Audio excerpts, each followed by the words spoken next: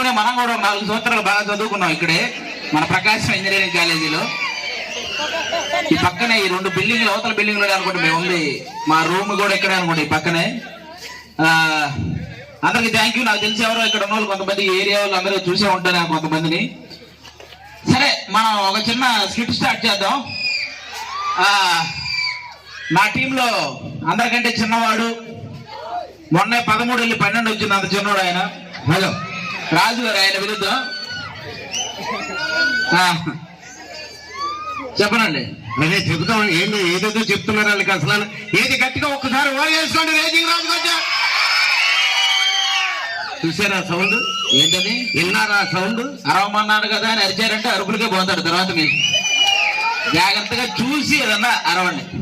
ఏంటండి చూసారు ఏంటి? మీరు ఏం చెప్తున్నారు నాకు అర్థం అవుతలేదు.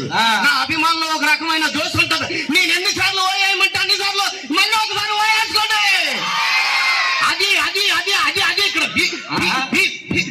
అరే ఎవడైనా అరిస్తే ఎదుటి పోతాడు. అరిచి నువ్వే పోయాలి. ఎందుకని ఇవన్నీ ఏదన్నా ఉంటే చెప్పు. ఎందుకు ఏంటంటే చెప్పడం ఏంటి? ఫంక్షన్కి వచ్చారా మీరు? లేదురా, కందుకూరులో కారం మోసలేద్దామని వచ్చాను.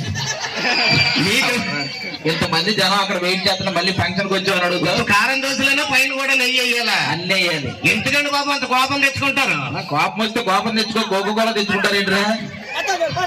సరే ఏంటి ఏంటో మరేంటి? ఏంటంటే సమస్య వస్తుంది కానీ ఆకలి ఎత్తలేదు, అన్నం తినబుద్ధి, ఏ పని చేయబుద్ధి ఎత్తలేదు. ఏంటది? నేను నల్లగా ఉంటానండి. అది ఇక్కడ ఉన్న వాళ్ళందరికీ తెలుసు. మా ఆవిడ కూడా నల్లగా ఉంటదండి. అది మీ పక్కింట్లో ఉండే ఆవిడకి తెలుసు.